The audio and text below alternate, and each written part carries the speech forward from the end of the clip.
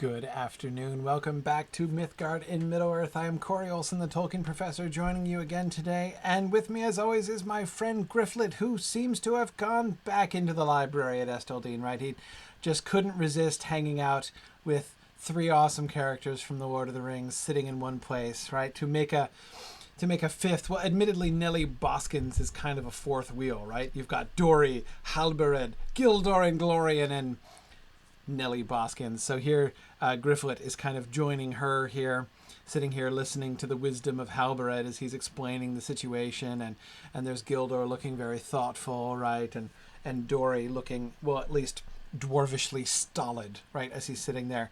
And here's Gryfflet kind of wishing that he were a part of this conference. But come on, Gryfflet, it's time to... Hang on a second. Gryfflet, what are you sitting on? What exactly? Nothing. You're actually sitting on nothing. Yeah. Wow. Gryfflet levitating next to the council of the North Downs here. That's even more impressive. Okay. Stop messing about here. Time to get moving, Gryfflet. We have work to do. So having discovered the horrible truth about that nice old lady, Sarah Oakhart, that she's really Amarthiel, the champion of Angmar, that was a bit of a shock. And now we're trying to, so we're finding these Knights of Mordirith here. We tracked down the one that was hanging out somewhat improbably in the Chetwood. And now we had just been sent off to where was it, over here, yeah, up here in the corner by wherever that place is. What's that place called? Right, Ost Krithlank, right, of course, Ost Krithlank. And so we're headed over, and we're gonna go find him now. All right, so let's go track down our friend, or not friend. I missed the road, didn't I? Here I am looking at more than one thing at a time. I'm looking at lore questions. See if we can begin with a lore question here. Okay. All right. Okay.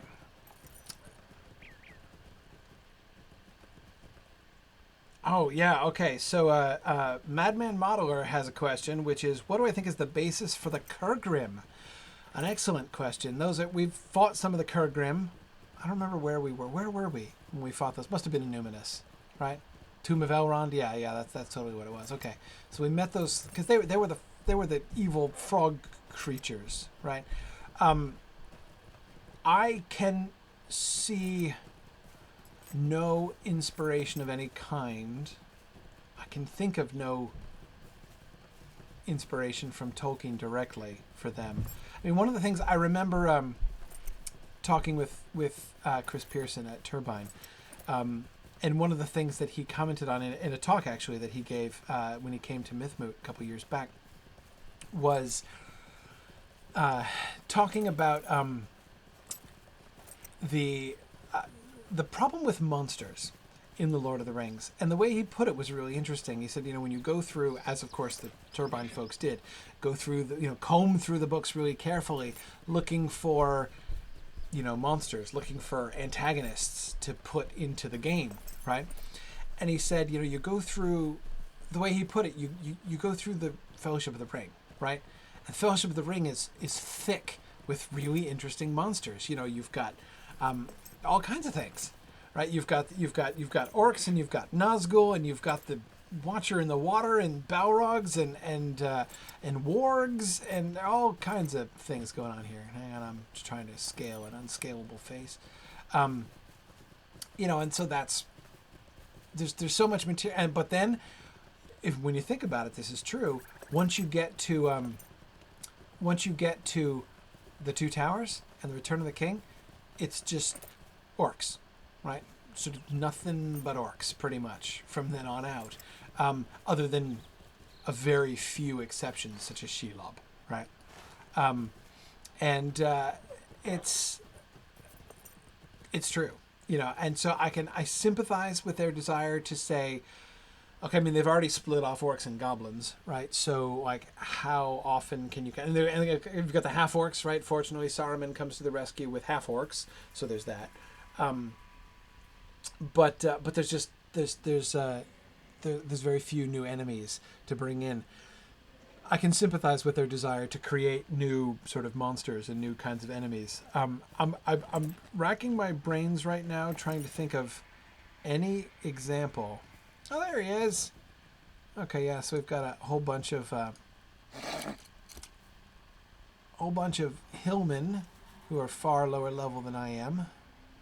And then there's the one guy who's higher level than me. Ciridian. Ciridian?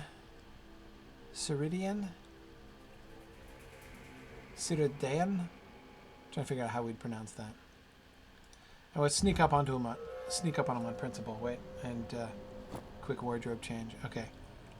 On principle, we'll sneak up to him, though we have to engage him in conversation, so I can't really strike him from hiding, which doesn't seem quite burglar-friendly, I have to admit, but that's okay. Hey, dude. You will perish. Mordurith can't be stopped. Funny thing about that, actually. You know about that. Okay, I thought maybe you hadn't gotten the memo that we actually had, in fact, stopped him. He will never truly be dead. He was the king of the south in mortal life. Whoa. The king of the south and will be king of the north as a wraith lord?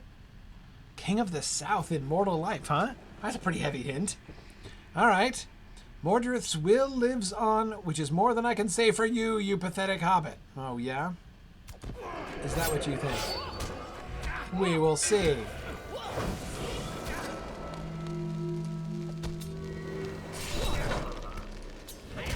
Come on. All right, Ciridian. I got this. Yeah, no, I got him. I don't need help, grass. Yeah, I'm good. Okay. All right, that's him taken care of. Gotta go back to Direvon now. Okay, so let's think conceptually about the Kurgrim, even if they don't, if they're not. As I said before, I arrived at where my unfriend Ciridian here, where Ciridian was. I was thinking about. I said I was racking my brains to think of any, because sometimes, and I've seen in Lothar, I've seen this happen on more than one occasion, where like just a particular phrase or even word from the book will be kind of taken and developed, used as a kind of a creative anchor point for a thing that they're doing. Of course, now that I say that, I'm like I can't think of any examples off the top of my head. I'm trying to think of any of that kind of inspiration. Like, no, Tolkien didn't describe any frog creatures of that kind, of frog monsters, or lizard monsters, or whatever they are. But let's think about them conceptually. What do we have in Tolkien's world? What kinds of monsters do we have in Tolkien's world? Well, generally, we have good things that have become corrupted and twisted over time, right? Like Old Man Willow, right, who is clearly of like Ent or Huorn kind, but has become warped and twisted over time. We have some sort of vile creatures which basically came out of Morgoth's R&D department back in the First Age, and Sauron apparently has tried his hand at some of these kinds of modifications his own self as well. So here I'm thinking about things like the fell beasts that the Nazgul fly on. I'm thinking of course, the great wolves, like the description of the raising, or really the breeding, I guess I should say, of Karkaroth, back in the Beren and Luthien story in the Silmarillion. So we can see Morgoth doing his own sort of adaptation of creatures, and obviously the dragons are a major example of this. So, so they could be that kind of an abomination that has been sort of manufactured, sort of bred by Morgoth. The orcs, of course, are really, in a sense, another example of this. Not manufactured, but sort of willfully corrupted. manufactured in the early versions, but whatever. So, do the Kurgrim fit into those general patterns? We don't know where they would come from. The fact that we meet them, and again, they do seem to be like frog creatures. At least that's what they look like to me. The fact that we tend to meet them. Where do we meet them? We meet them. They're there in the Barrow Downs. They're in Innuminous. Where else do we meet Kurgrim? Exactly. I'm not really sure. Those are the two places I can think of off the top of my head. We meet them in Eregion also, am I remembering correctly? Do we get Kurgrim in Eregion? Yeah. See, Innuminous is, of these, the most interesting one because the oh, did I say Elrond's tomb in Innuminous? My apologies. I meant Elrond's tomb. Thank you for pointing out that I'm doing terribly with names today. I kept screwing up. Now I kept saying the wrong name in my Silmarillion film project episode, which came immediately before this. I think I said Celeborn's name wrong like 3 times. Anyway, no, of course, yes, the tomb of Elendil. I mean, not Elrond. Anyway, okay. So, what was that? I was talking about Kurgrim, right, before I got distracted by this. So, we meet them in Innuminous. That's where they make kind of the most sense to me because they're like frog-like aquatic creatures. It's almost like they are corrupted creatures of the lake, right? Since that's such a watery place. Their presence in places like the Barrow Downs, which is quite landlocked, and contains a few stagnant ponds, but not really much in terms of bodies of water. And Eregion, if I'm remembering that correctly, doesn't really kind of bear that out very much. I don't remember. Is there any time within the game that we get any kind of explanation of the Kurgrim?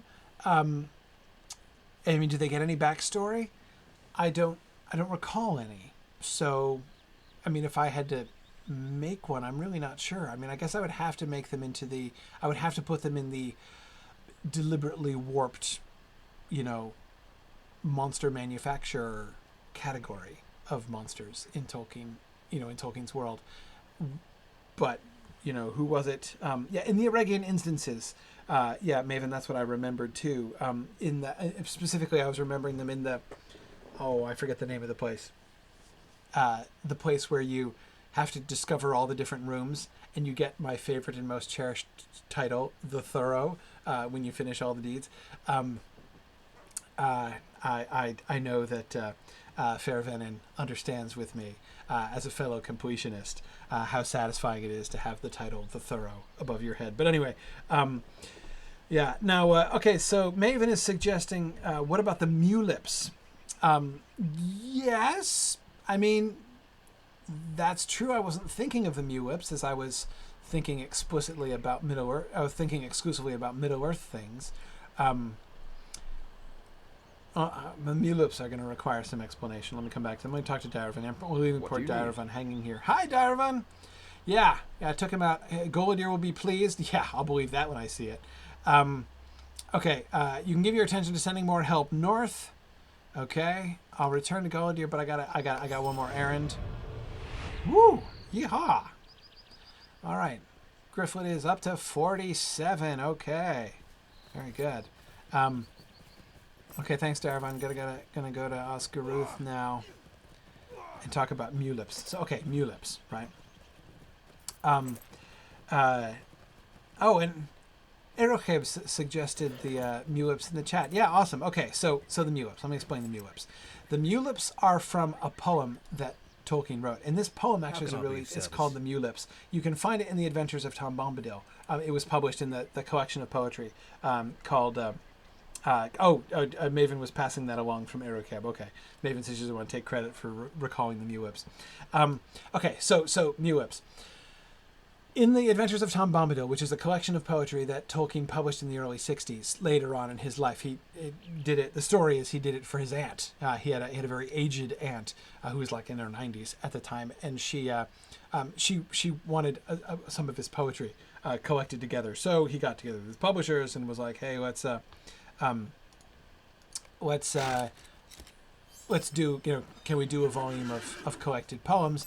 And they were like, "Yeah, sure, okay." So he did the Adventures of Tom Bombadil, and when he put together those poems, he took a bunch of the poems that he wrote. Many of them are poems from the Lord of the Rings, which was kind of the inspiration. His Aunt Jane Neve was like, those poems in the Lord of the Rings are so lovely. It'd be nice to have a collection of them. Anyway, so he did some of that, right? He collected a bunch of the poems from there. But he also took a bunch of poetry, a lot of it poetry that he had written very early in his life, and he collected it together and revised it significantly, in many cases very significantly, and put it together into the Adventures of Tom Bombadil. The Mew Lips was one of these poems. It's called the Mew Lips. And the Mew Lips are these like aquatic swamp creatures that are carnivorous and eat visitors. The poem is I'm about to just go to the Stable Master again, like I'm just hopping from Stable Master to Stable Master without any apparent destination, not even recognizing that in fact this is where I was actually going. That poem is a really fun history because he originally wrote that poem in the 1920s, and the poem is the published poem of the Mew Lips is quite similar to the original poem, but the title is what has changed. And the title is what kind of gives away the joke in the original poem, because originally it's an academic satire. And the poem is called Sensations Experienced While Knocking on the Door of an Exalted Academic Person. And then the poem is all about I don't have my I could get up and go get my copy of the poem and read you a few bits, but it's about these like slimy, horrible creatures in swamps that reach up and grab things and take them back to their lair to eat them. So I mean, yeah, if you want a Tolkien analog, in the larger Tolkien universe for the Kurgrim, the Mew Lips are your best bet. I mean, there's not really a close connection. So, I mean, if it's the only very slim kind of authentic Tolkien warrant for creatures of that kind. And maybe I could ask, if I remember to do it, we're planning again. I'm hoping in the next few weeks, actually, to get to go down to Turbine and visit with them again and do another podcast episode with Chris Pearson and Mike Drought, where we'll talk about Minas Tirith and the Battle of Pelennor Fields and stuff. So I'll see if I can try to remember to ask if they were thinking of the Mew Lips at all. I know that Chris Pearson knows Tolkien's corpus really well, so it's possible. It's possible that they were thinking, "Hey, swamp creatures," and that's where the Mew Lips, that's where the Kurgrim came from. It wouldn't shock me to find out that was true. Not sure that that's necessarily what I would think coming in, but it's possible. Hey, Frederick. Yeah, any Knights of Mordorith around? That would be a problem in the local area. You never heard of Guladir? Yeah, I know, right? I mean, kind of out there from your point of view, isn't it? But if he's a ranger, as you say, then why should we give aid to him? The rangers did not aid us when we had a need, and we were forced to rely upon the shades of Oathbreakers to win our freedom. Gosh, that's awkward. Still, we've lost many good men exploring Harloig in these days. There is rumor that Angmar is involved. Of course it is. Down in the swamp. Speaking of Mew Lips. So my guess is that it's the best place to search. Go to Harloig and seek out your evil knight. All right. Okay. That makes sense. I suppose if there were somewhere in the Lone Lands it would be. That's where I would have guessed. And we'll keep an eye out for any Mew Lips that we see. down in the swamps. There aren't any Kurgrim down there, are there? That would be a logical place for them too.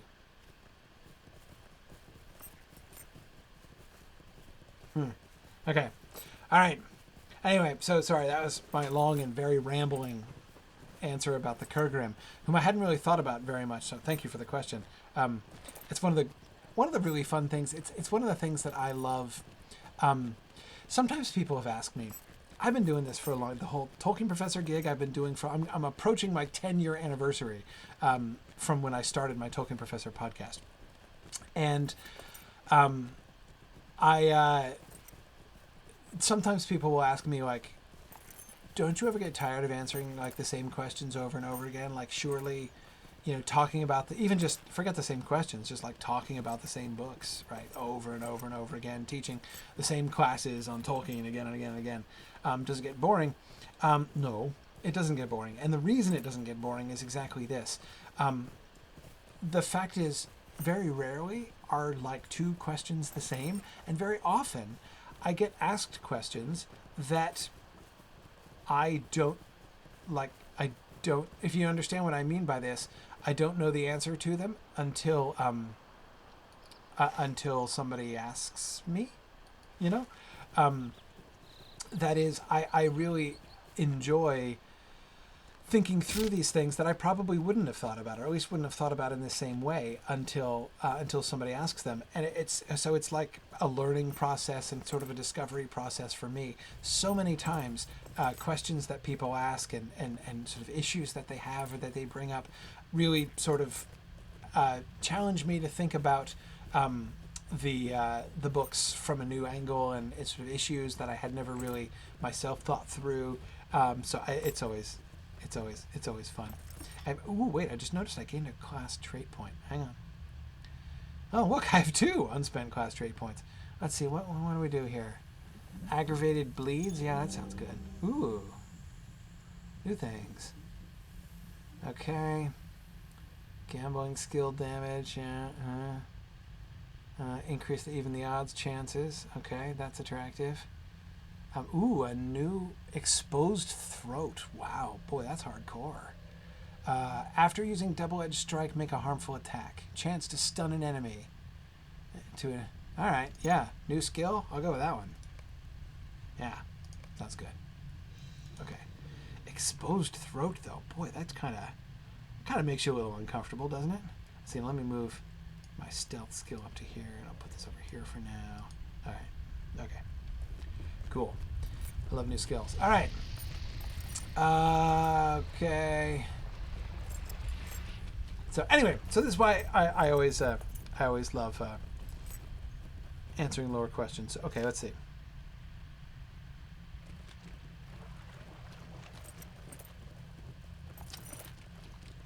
I think I was just going to answer a different question. Okay, yeah. Got another Josh Ramsey special here. Josh is my source for awesome lore questions. He asks so many good lore questions. Josh Ramsey, being such a wonderful lore scholar himself,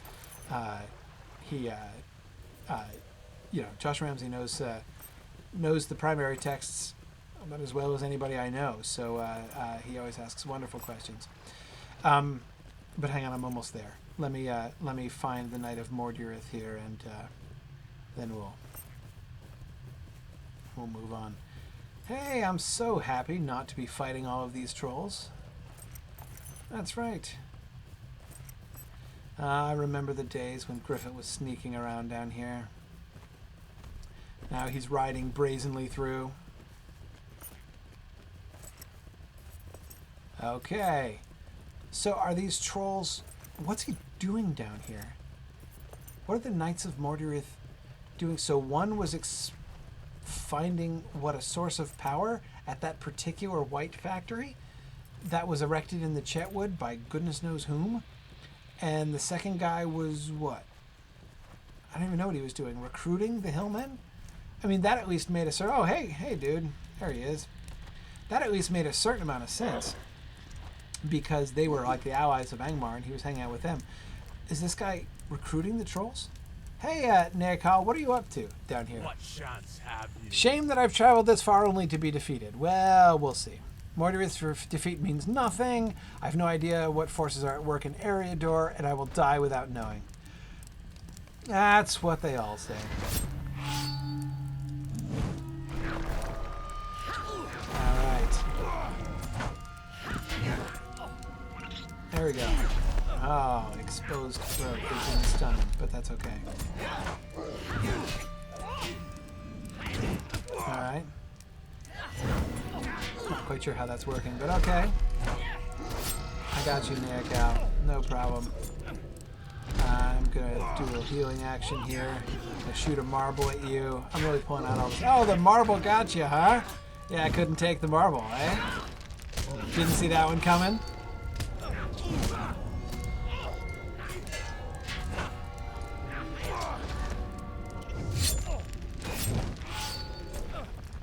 Oh yeah, we got this. Knight of Mordor. But I really do wish I knew why you were hanging out with trolls. I love how the trolls like dribble the boulder first. They're like boom boom boom. Sure. Alright. Oh, okay. I was just gonna knife you. Oof! Ouch! Troll! Hey Kiriana, I trust you are alright, you know, and everything. My good old stealth healer. Getting attacked by boulders. Okay, so now let me go back to Josh's lore question here. Okay, Josh's lore question was, all right, how could none of the lore masters, Gandalf, Elrond, Denethor, Faramir, etc., put two and two together concerning Cirith Ungol? A place called Pass of the Spider doesn't leave much room for speculation, especially when it's got a really bad reputation. Elrond especially has no excuse, as he was in Mordor during and after the War of the Last Alliance, and was presumably buddy-buddy with Isildur, and yes, it is a little hard to imagine that Isildur himself was not aware of the presence of Shelob in the past. So, okay, so the question is about Shelob, and doesn't, you know, why is everyone like, Cirith Ungol? You know, we don't know about it, but it's, and then the name means Pass of the Spider, so... Okay, first off, this introduces, so Josh, I hope you'll forgive me for speaking in kind of broad general terms first before we come back around to answering your specific question. Because this really raises the very broad and important issue of information information in Middle-earth, like the propagation of information in Middle-earth. There are many questions which kind of begin with a, how could they possibly not know X, you know, whatever it is that we're talking about. And you know, this is, of course, especially comes up, of course, with the Rings of Power, and you know, the One Ring in particular. Like, how could Gandalf not figure out, like, you know, how many fingers and toes would it take for Gandalf to kind of count things up and recognize what the heck ring could it possibly be if it's not the One Ring? Like, why didn't he figure that out in 5 minutes? That's a question that you know, have often been asked. One thing to keep in mind, and it's easy to forget when reading Tolkien, when reading The Lord of the Rings, one of the things to keep in mind is that you have to remember how huge are the distances. I'm totally going the wrong way. Yeah, that's the wrong hill. Yeah, getting up out of the Harloweg is always annoying. I'm on the wrong peninsula here. I meant to go up on that peninsula over there. Anyway, while I meander about the swamps of the Harloweg, I'm gonna keep talking. So, it's easy to forget how vast are the distances in space and how long are the distances in time among, you know, the different events that are sort of the history of Middle-earth. So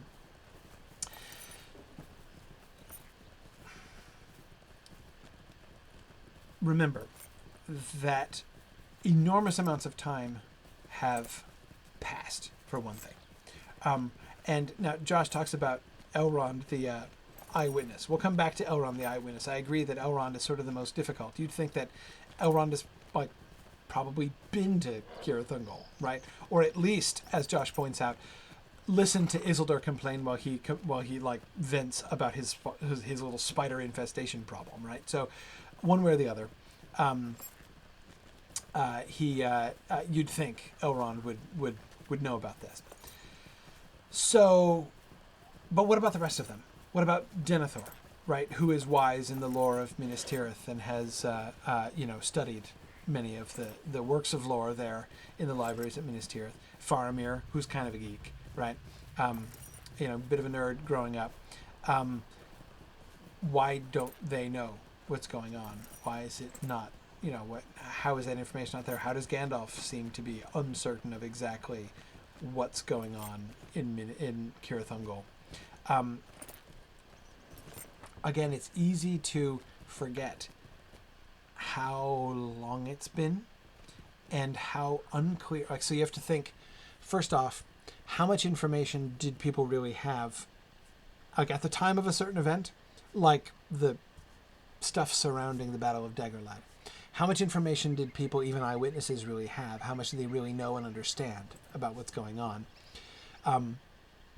To whom has that been attempted to be transmitted, and in what ways? And what would the vast spaces of distance and time affect that transmission, even when they're trying to do that? Because remember, when we get the Lord of the Rings, we're not getting a contemporary account. We're not seeing these things from within the perspective and within the scope of knowledge of the characters in the story. The entire Lord of the Rings and all of its appendices and everything else in the Silmarillion are all told, even The Hobbit, are all told from the point of view of somebody much later on who is narrating the story for us, okay? And incorporated into that narration is a lot of information after the fact, okay? Stuff that is put together. So when you get a description of here's what really happened and how the ring was lost and found again, for instance, right? We're getting a complete story. We're starting from the point of view of a complete story, which the actual characters involved in the drama, by which, including people like Gandalf and Elrond, only themselves put together very slowly over long periods of time, okay? With a lot of information that isn't really available and that they don't, that's kind of hard to get. All right, so,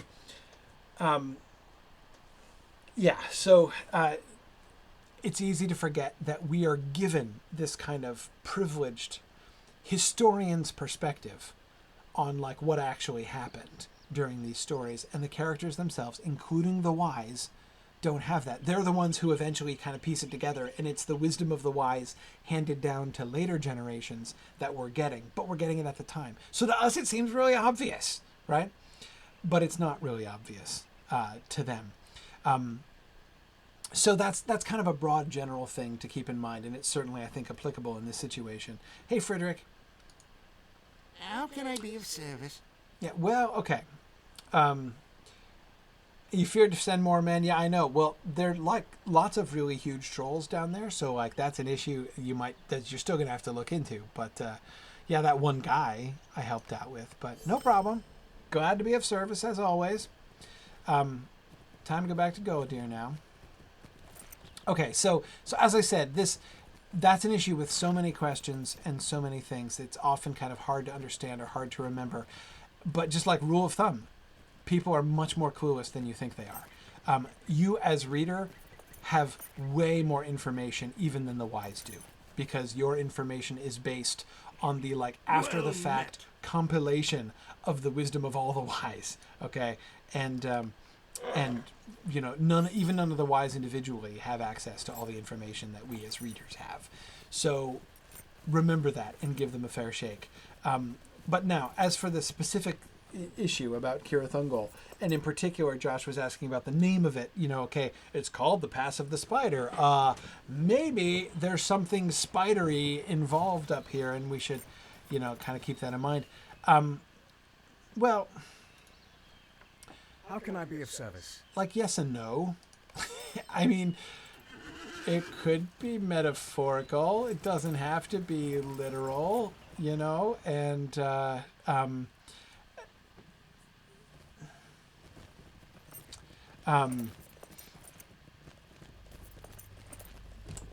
that's one possibility. But again, as lore about that, that is, as anyone who might have had a as anyone who might have had a first person encounter with Shelob, and of course most of them didn't survive, but basically, as any first-hand knowledge of Shelob has kind of died out among the Gondorians, who certainly, I mean, think about it, there is no way that anyone from Gondor has been up in Cirith Ungol ever since, basically since Minas Ithil became Minas Morgul, right? So that means before the end of the line of the kings. It's been more than a millennium, like a millennium and a half at least, since anyone in Gondor could possibly have been up there. So put that back in the space of our history, right? So that means that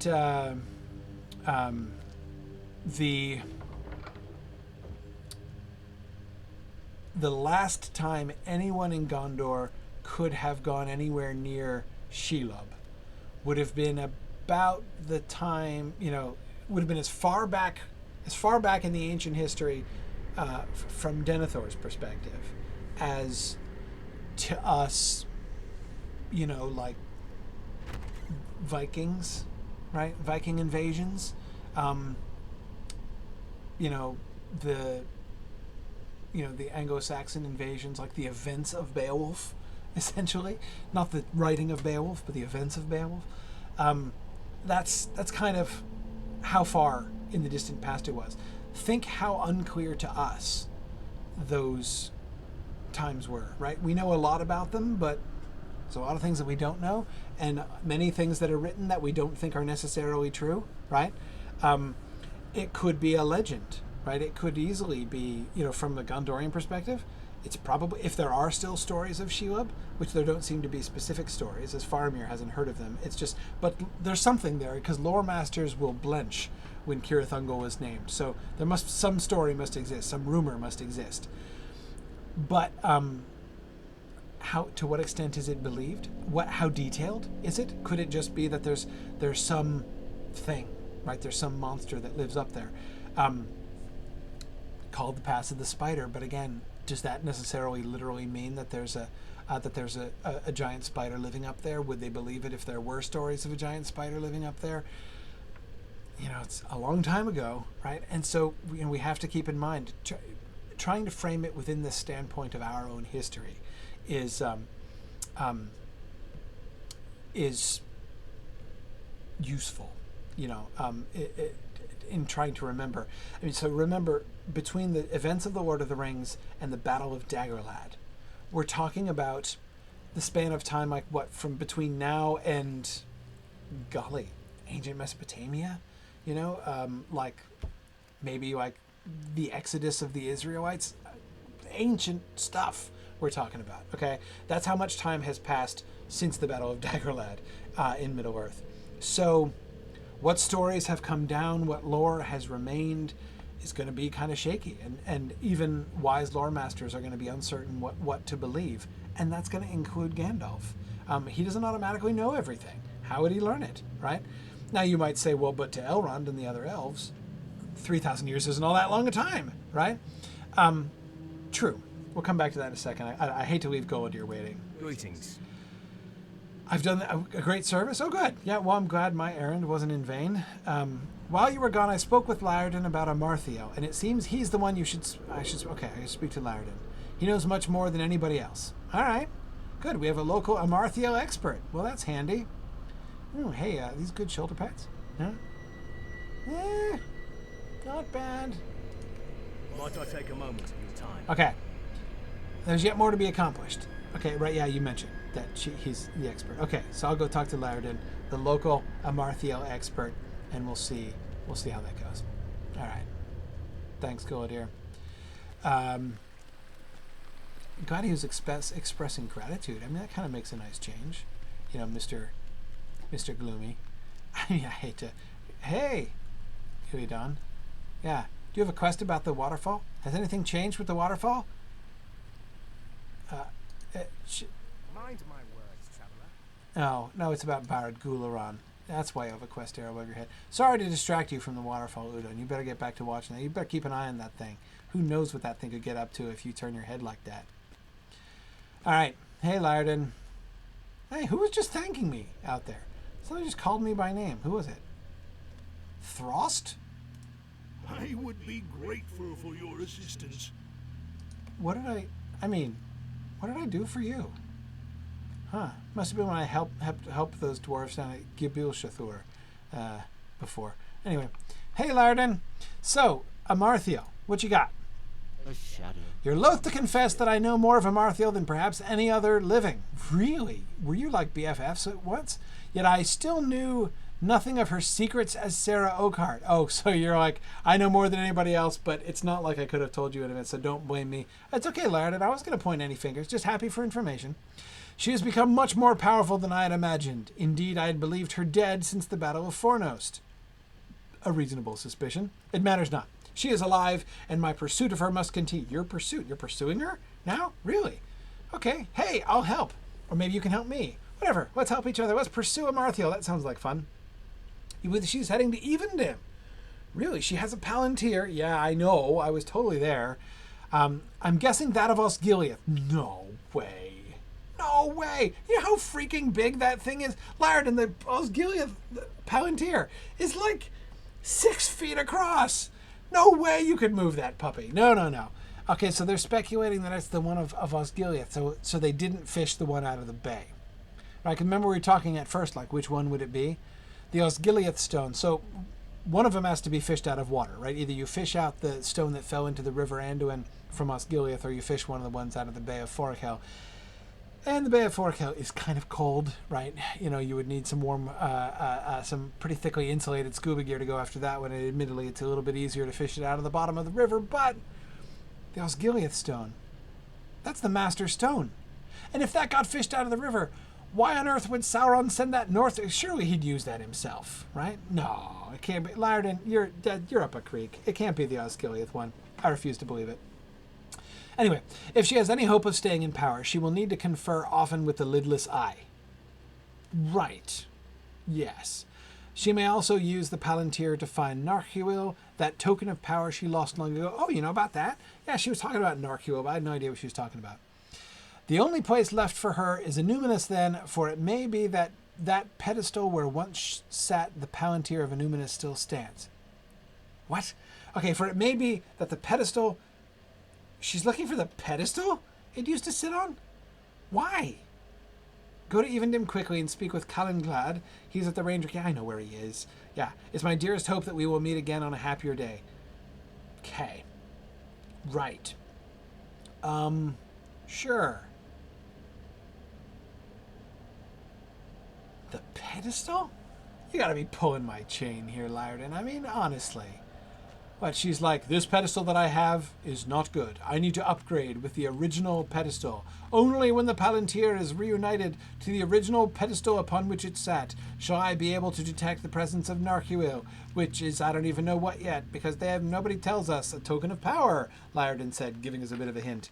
Okay, all right. Puzzled. I am puzzled. Let's go to Evendim. Let's talk to Calenglad and see what he has to say about this craziness. Yeah, hi there. Okay, no, not you. Sorry. Didn't mean to interrupt there. Hopeful heart. Greetings. I was headed off to Esteldine and thence to Tinnudir in order to pursue... So you think that she's gone to look for the pedestal?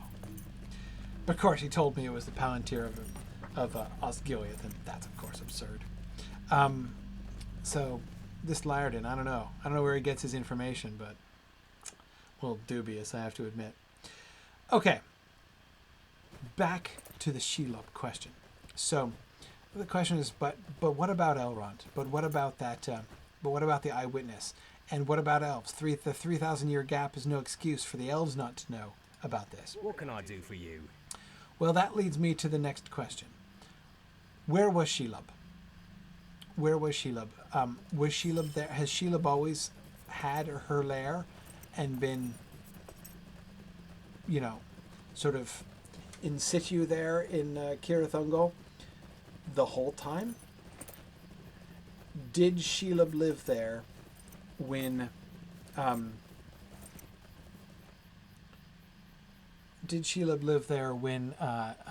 the Númenóreans controlled Mordor? Right after the Battle of Dagorlad. So you've got Minas Ithil, right? With Isildur still living in it, or about to depart from it. When he built Minas Ithil, is she already up there, right? And is he like, yeah? So there's like some freak monster living right uphill from me, but like I'm fine. I'm just gonna leave her there. Is that what happened? Afterwards, remember it's the Númenóreans who built the Tower of Cirith Ungol, the tower that Frodo is held captive in. Remember Sam's insight when he gets there, oh hey Kimley, how's it going? Sam's insight when he gets there that the tower was built not to keep people out of Mordor but to keep them in, right? That is, it was constructed by the Númenóreans as part of their series of watchtowers, just like the Towers of the Teeth. Originally built by the Númenóreans to guard Mordor and make sure nobody tries to get out and come into Gondor from there after the defeat of Sauron. If the Númenóreans are living in Minas Ithil and they are building the Tower of Cirith Ungol, is Shelob hanging out there in between? Like they can't get from one to the other because Shelob is there without passing? I mean, it's impossible for me to imagine. It's literally impossible for me to imagine that Shelob and her lair were there in exactly the same way for the entire time. Because the Númenóreans probably wouldn't have stood for that, right? I mean, would they have been able to kill her? I don't know. Isildur was kind of a boss, so I bet he could have done it. We're talking about the guy who killed Sauron, basically killed his body and cut the ring off his finger. I mean, this is, it's not like in the movie, where Isildur is about to get crushed by this undefeatable Sauron figure and he just makes a lucky swipe with the shards of his father's sword. It's not how it happens in the book. How it happens in the book is Isildur throws Sauron down on his face, steps on his neck, and cuts the ring off his hand. Okay? He's defeated. Sauron is beaten at the Battle of Dagorlad. And he had help. It wasn't just Isildur. He had Gil-galad and Elrond there too. But, and where was Galadriel? I've always wanted to know. But never mind. Different question. So, could Isildur have taken out Shelob? I mean, I can't imagine they would have stood for that. Be like, well, okay, there's a big, huge, hairy spider monster hanging out between our two towers here, but, whatever. It's fine. What's a giant spider monster occasionally kidnapping our people and eating them between friends, right? That can't have happened. So if Shelob were there, and I'm forgetting the passage, I'm trying to go through the text in my mind. There age long she had dwelt, he says. I just reread this recently. I'm trying to remember in that paragraph in the Two Towers if Tolkien indicates exactly when she arrived. If any of you in the chat remember or have that passage, it's right there. My one of these days I'm going to make a special Tolkien bookshelf right on this wall right here, so I can always have my copy of The Lord of the Rings and Silmarillion in reach, because I'm like, I know right where to find the paragraph. Anyway, if anybody finds the paragraph and can tell me, it says there age long she had dwelt, but age long is a famously indefinite period of time in Tolkien's words. So I think there are a couple possibilities here. One, had she come in post Minas Morgul? Had she not even actually been there at all during the days of Isildur? So basically, I see three options. One, she's a comparative latecomer, right? She only comes in after the Númenóreans are gone and Mordor and its mountains are falling back into evil. That's when Shelob shows up. Option one, right? That would explain, of course, why there are no specific stories and people don't know exactly what's going on with her and why Isildur didn't have a problem with her. Option number 2, she was there, but she was keeping a very low profile. That also is a possibility. I would not think that she would be setting up her snares openly on the main road between Minas Ithil and the Tower of Cirith Ungol, right? Because, again, I think she would have want to avoid drawing attention from the Númenóreans in their power as they have conquered the whole region and destroyed Sauron. So, it could, and if that were the case, if she were there but she were lurking, deep underground and deep in the caverns within the mountains, and she only comes out and emerges again once it's safe for evil creatures again, that's also a possibility. And if that happened, Elrond wouldn't know, because he would have never have seen her or heard about her, because he would, in that case too, she would be a distinctly Third Age phenomenon in that area. But I think in both cases, it could still be described as their age-long she had dwelt. I said there were 3 possibilities. What's the third possibility? Oh, no, yeah, the third possibility is just that she was always there and exactly the same, but I reject that one. The third possibility is the one that I just reject. I can't reconcile that with what we are told of Númenor back in those days. So, now the time frame. Shelob is the last child of Ungoliant to trouble the unhappy world. So she is one of the spiders. Thank you, Fair Venon. I appreciate it. Fair Venon has given me the paragraph. There age-long she had dwelt, an evil thing in spider form, even such as once of old had lived in the land of the elves in the west that is now under the sea. I was just going to talk about that. So that is, Shelob is one of those. If you've read the Silmarillion, you may remember that in Ered Gorgoroth, the Mountains of Terror, when Beren is going down to meet up with Luthien, and he's running away from things are getting a little hot for him up, in Dorthonion, where he had lived as an outlaw, and there's like whole armies hunting for him. So he flees south and he crosses those mountains and comes down into Doriath, and he is troubled by monstrous things. It's giant spiders, it's Ungoliant's brood. So it's like Shelob's siblings who are attacking Beren, which means, incidentally, Beren is single-handedly fighting like multiple Shelobs in that situation. Now, talk about Isildur being a boss. Beren was a boss, right? He was like a super elite, right? But still, he could fight several of them, right?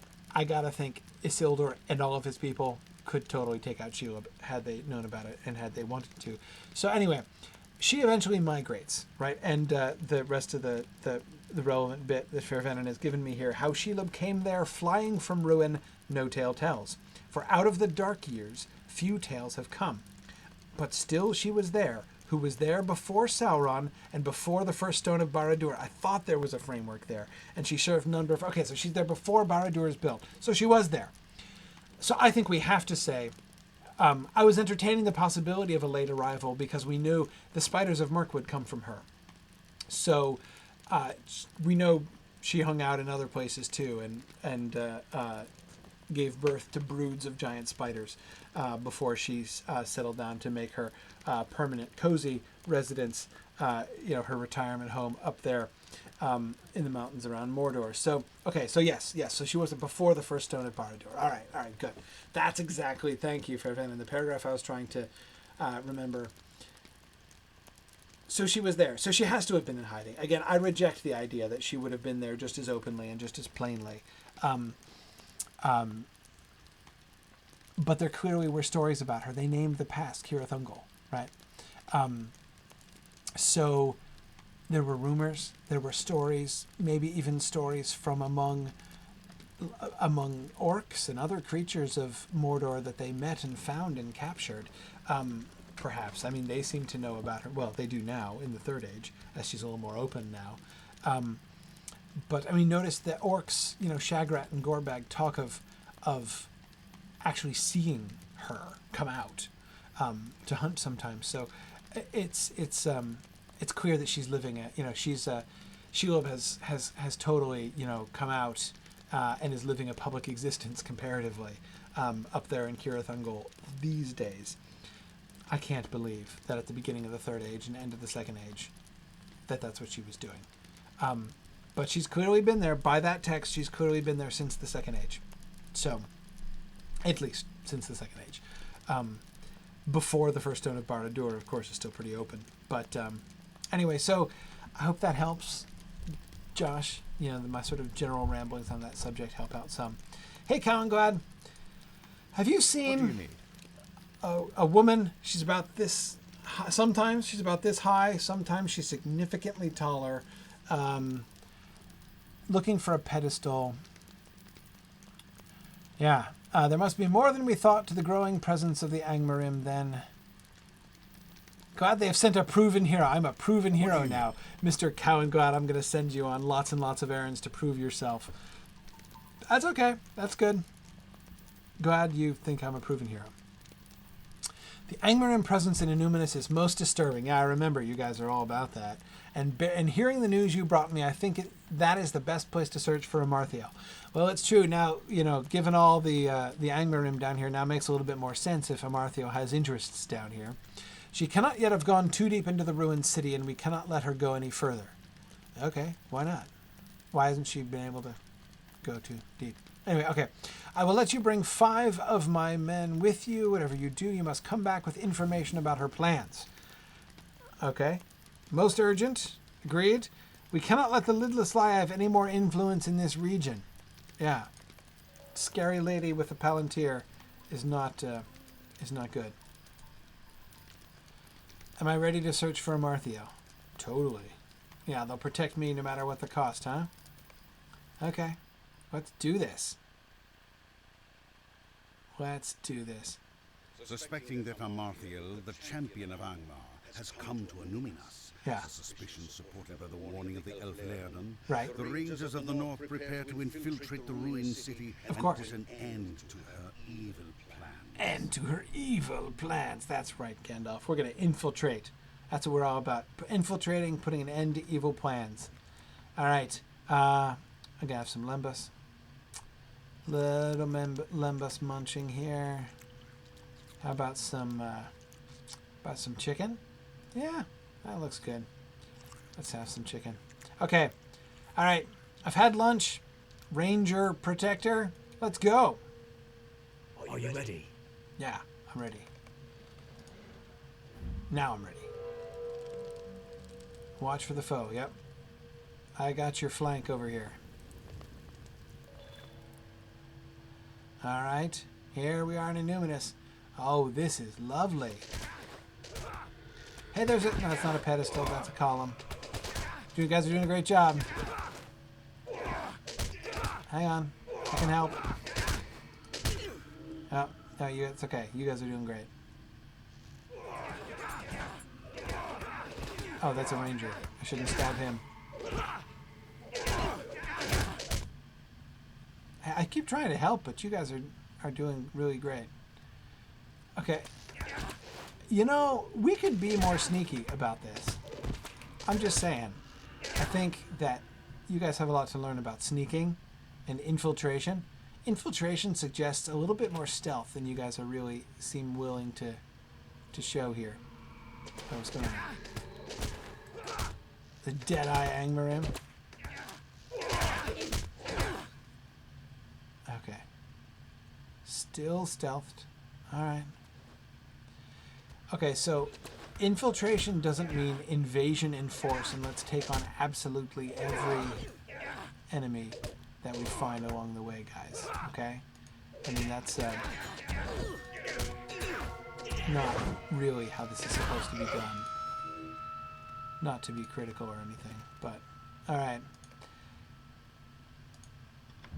None can hope to stand against us. Oh dear. Oh, it's Amarthiel! We found her! Hey, Amarthiel.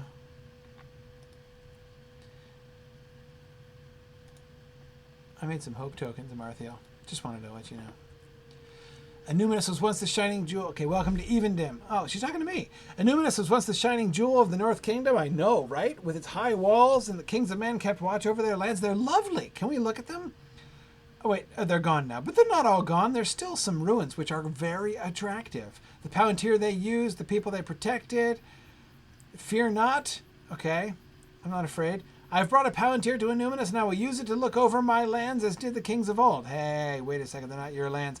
That which was hidden from me shall be found, and all shall look upon Amarthiel and despair. Oh, really? I'm going to stealth myself. It's all the same to you. Your black Numenorians? Oh, come now. Deal with them, Morguldur. I tire of their intrusion. Morguldur.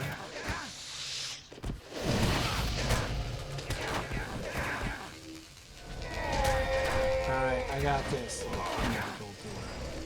Hey, get back over here. I'm trying to protect rangers over here. Whoa. That looks like an unpleasant place to stand. Problem is I've got no missile weapons, so... Oh, but I can reach you from here? Excellent.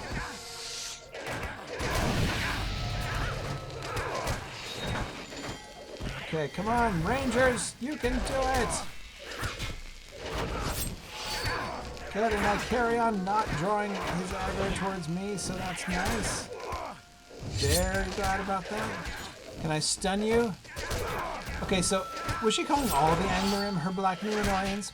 Yeah, because Black Numenorians, that's a very specific thing.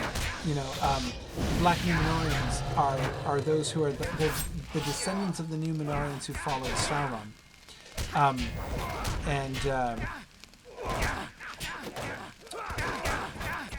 You know, so it's said that, what, 3 of the ring wraiths were originally Black Numenorians?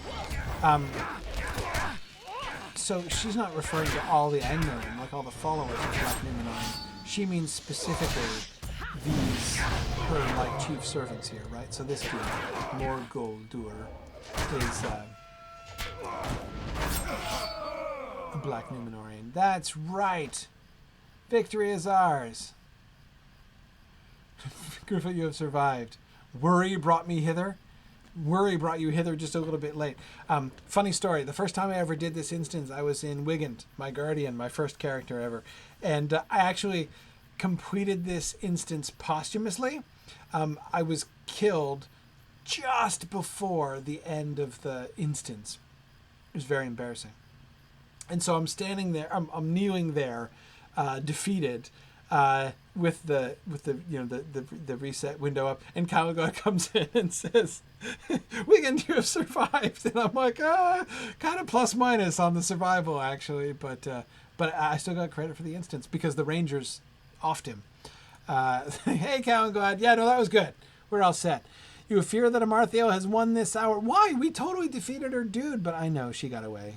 Right? Didn't even really bother to fight us. Actually, it was a little bit embarrassing, but. Let's plan our next move in quickly so her victory will be short-lived. Ooh, movie.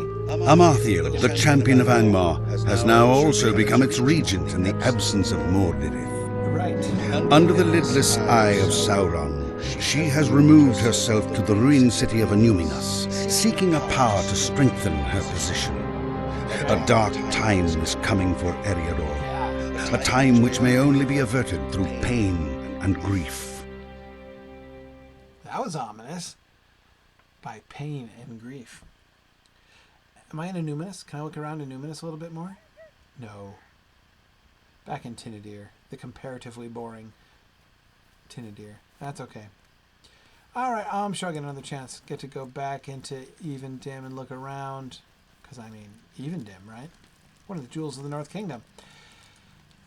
What do you need? Wait, what is grave news? That she's escaped? That she's going to set up her Palantir and kind of planning to rule the entire north from the ruins of Evendim? Right? Could be worse. Okay, you will send word to Elrond and Gularan. Alright, you need help and quickly if Mordor is so deeply involved. Thank you for your help with this and for dispatching one of Amarthiel's Black Numenorian lieutenants. Yeah, okay, so it's the lieutenants who are descended from the Black Numenorians. Okay, we have made a strike, but unless we follow it up with one more, sure, Amarthiel will surely recover from it and seek to crush us utterly, right? And nobody wants to be crushed utterly.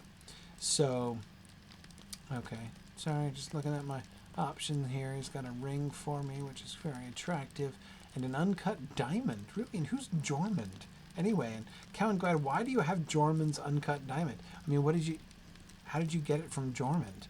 I hate to think of what happened to poor Jormund. All right. But that's okay. Cowan Glad, I'll think the best of you. Hi, book 10. Greetings. Look at this. We're on the move. There can be no greater insult than this. For Angmar's foul regent to walk the stones that Elendo walked of old is an outrage for which there can be no forgiveness. I know you guys are awful protective of Numinous and your heritage, and yeah, this really is kind of spitting in your eye, isn't it? Amarthiel's minions may hold Numinous for now, but the Dunedain will not rest until she and all her servants are swept from its courtyards and the very flagstones wiped clean of their taint. Oh yeah, you're getting into it, Cowan. This is some high rhetoric here. While you were away, a visitor came to Tinnudir. His name is Laerdan, and he is an elf of great reputation. My friend Guladir spoke very highly of him in our youth, though I had not met him before. He has been given the use of the mustering room in the keep here on Tinnudir, and says he has information about Amarthiel that will be of use to us. Yeah, he's like the local expert, apparently. That's what the word on the street is. Well, okay, that's what his word was. He asked for me personally, right? Okay, maybe he's going to tell me what he knows. That would be handy. Hear what he has to say. All right, turn right as you enter the keep. Thanks for the directions. Okay, we will go and find Laerdan, who's up in the keep over here. Which we never really entered before, did we? Has Gryfflet ever seen the inside of this? I don't know. We'll see. Maybe I can finally solve the age-old mystery of Numinous. Is that green stuff supposed to be stained glass? No, it's clearly metal, right? And those are totally not windows. Yeah. Okay, I love the 7-pointed star on the door, of course. And you can see the Numenorian star.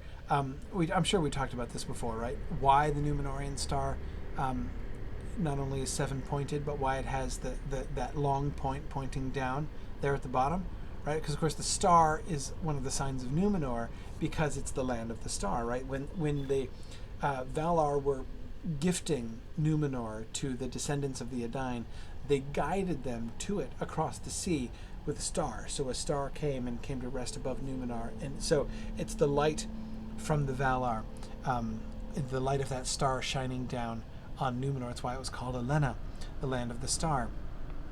And so notice how in these sort of ship symbols, right, that they have established, notice how the 7th point of the star coincides with the mast that goes down, right? That's really cool, right? Because it shows like the bottom ray of the star, the 7th ray of the star shines down upon their boat, right? And it's like the sails themselves are sort of the spreading light and influence of the star. Really cool. Really cool. Okay.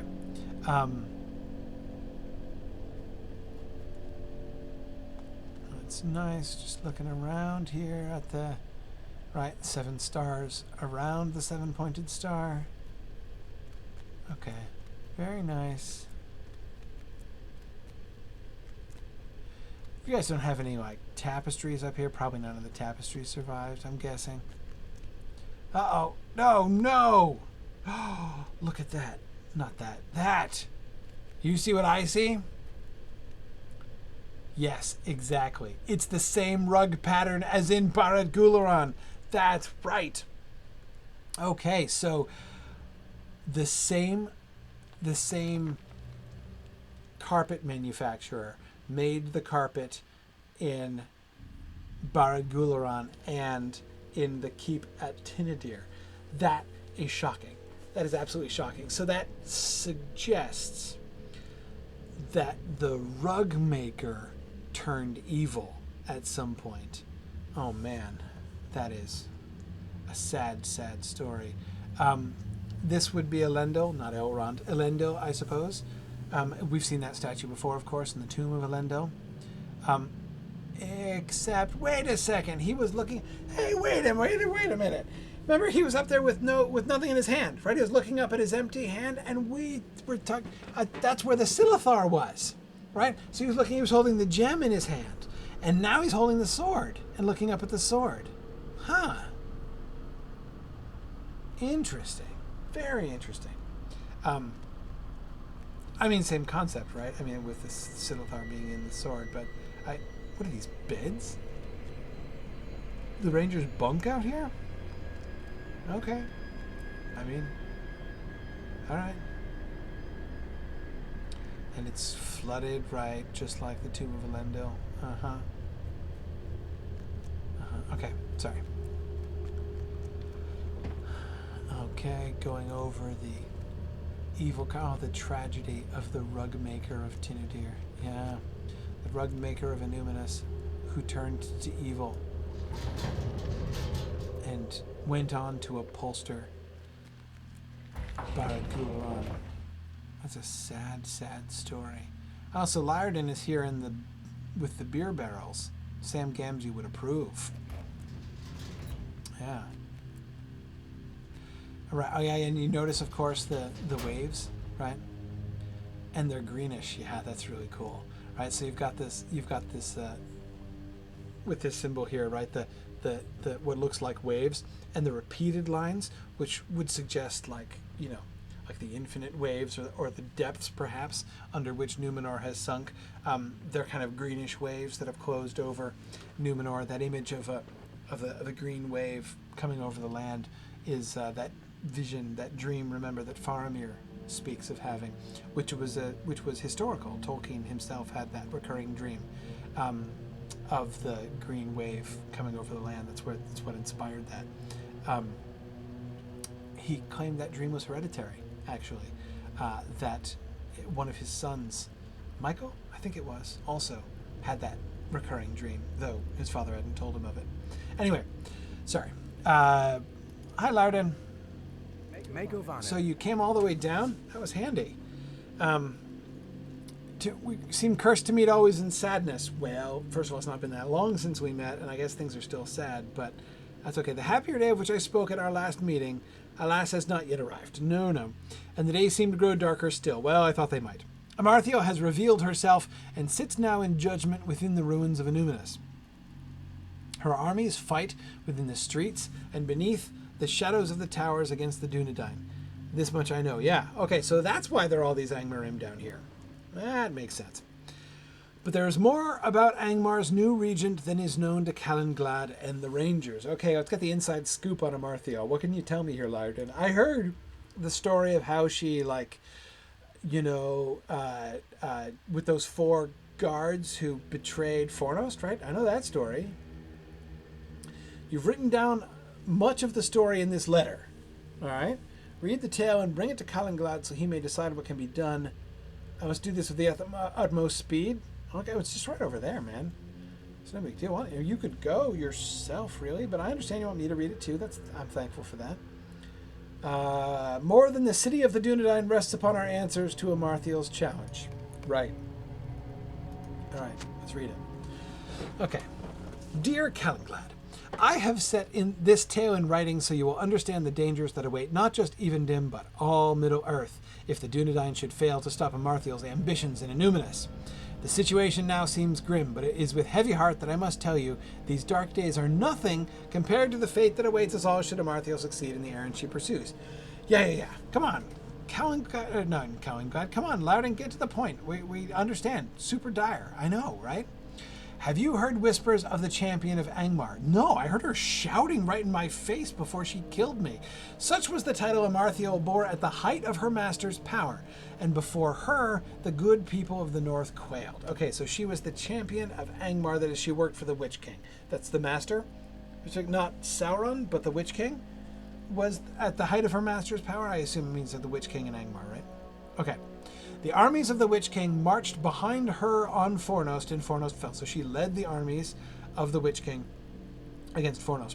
But the Witch King was there too, but that's okay. She can be leading a decent percentage of the army. Much of her strength came from a ring. Narhuil is a ring, one of the lesser rings, as such things are counted, but still possessed of great power for evil. All fantastic. I love that. More on that next time. With Narcuil upon her finger, all who beheld Amarthiel lost any desire to stand against her. Some tried in vain to flee, while others set down their weapons, bewitched by her terrible beauty. Really? Right, so she had terrible beauty. They lost any desire to stand against her. Some tried in vain to flee, while others set down their weapons, bewitched by her. Wow, that's a really striking image. All fell beneath her vicious blades. For Narcuil raised in the champion of Angmar a terrible bloodlust. There would be no mercy for the fallen. Huh. Terrible beauty and awful bloodlust. All right. And yet hope was born upon the winds. This, isn't it, though, so often? The coming of Earnur out of the south and of Glorfindel from the east signaled a change in our fortunes. Fornost was retaken. Something happened to Amarthiel during the Battle of Fornost, something her master never expected. The champion of Angmar was defeated. Who defeated her? Was it Glorfindel? Earnur? Earnur, remember, I say remember, if you've read Appendix A, you will know that Earnur, he was young, he was a prince, that there wasn't king yet. And he was a great champion. He loved warfare, and he was like Boromir, basically. And there's a direct parallel between Boromir and Earnur, if you think about it. But anyhow, so he, Earnur led a force from Gondor, and this is Gondor, still near the height of its power. And they came up to the war in the North Country to try to help Fornost. So it was just like a small contingent, but it was decisive. I mean, they just stumbled, as my son would say, over the Witch King's army. It was really the turning point. Earnur really defeated the Witch King up there, and that's when they had their first little tiff. But I assume we'll get to that later on. Anyway, okay. So was it Earnur who defeated Amarthiel? Was it Glorfindel? Inquiring minds want to know. History does not record the name of the elf who laid her low. Oh, fine. Beyond the guess that he was of Linden. Really? Of Linden? You don't say. Huh. All right. But Amarthiel fell before his elf knives, and her ring was lost. Narcuil and Amarthiel vanished from all knowledge. The Witch King fled, his forces routed.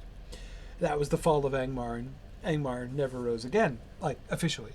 Until recently, apparently, under Mordorith. But now Amarthiel has returned from out of the darkness, and worse, she has obtained a Palantir, one of the Seeing Stones of old. There can be no question she will use it to learn the location of Narcuil, the ring she lost so long ago. Perhaps she has already done so. That must be the focus of your attack, Cowanglad. The Palantir must be taken from her. Amarthiel is a dangerous foe of herself, but if she reclaims Narcuil and strides at the head of armies, the threat she poses will be magnified 100-fold. This must not be allowed to happen. That the city has fallen to her is tragic, but the Palantir must be recovered at any cost, even should it mean the Dunedain lose Annuminus forever. Oh, though, love that. I will ask my good friend to deliver this letter to you, but that is sadly all I can do. My part in this tale has been overlong already, and I weep for it. Wait, for a second I thought he was saying this letter is too long already, but no. His part in the tale has been overlong. Huh. Sounds like there's part of the story he's not telling us there, doesn't it? And I weep for it. Hugs and smooches, Laerdan. Okay, good. So, she has a lesser ring of power, which she wants to restore. There's the right stairs. Is there another door called the wrong stairs? That would be awesome. Okay. Anyway, so she's trying to recover her lesser ring of power, and so with the Palantir and the lesser ring of power, she's gonna be like unstoppable here.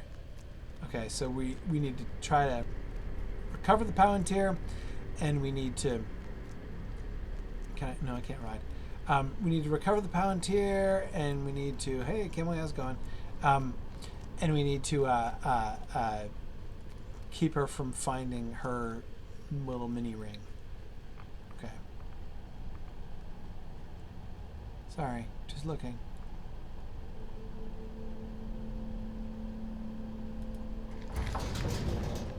Those are really low door handles. I mean, they're like at the hobbit's knees. Do the men have to kneel down to open those doors? All right, let's deliver this to Calenglad. And then I'm going to have to run, I'm afraid. Gryfflet has come to the end of his time. But we got into book 10. That was good. Anyway, let's deliver our letter. Hey, we're delivering mail. It's like Shire quests all over again.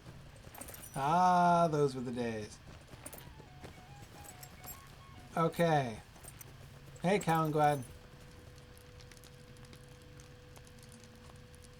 Greetings. Yeah, he wrote a letter. Okay, yeah. Laerdan would ask me to abandon the city to Amarthiel if it meant reclaiming the Palantir from her. He does not know what he is saying. See, Laerdan, I told you they wouldn't like that.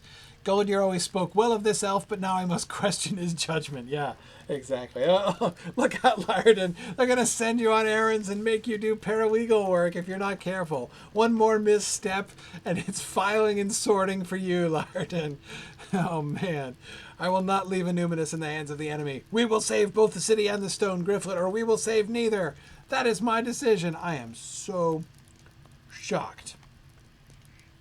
So shocked by that How can I be of service? decision. So okay, okay, that's all right. That's all right. Yeah, why don't you, your Calenglad? Tell you what, we'll give you a week to simmer down. Okay, we'll come back to Calenglad next week. We'll dismount here. All right. Thanks everybody for joining me this week. Come back next week. We will carry on with book 10. We're now moving rapidly through the epic quest line now that I've done most of my architectural investigations.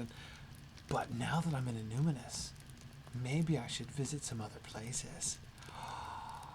I need to see the throne room of Elendil. I hear rumors that the throne room of Elendil is still standing, right? I totally have to go to the throne room of Elendil, right? I mean, talk about doing your local sightseeing. So Calenglad, you might have to wait for a little bit because I might have to do that. But anyway, point is, next week. We'll come back next week, maybe explore a little bit of Numinous, do a little bit more attempted Palantir theft. Good thing they hired a burglar for this job. And we'll see how things go starting next week. So thanks everybody once again. So next Friday, 12:30 normal time, we will see you next week. Thanks everybody for joining me today, and I will see you guys next week. Bye now.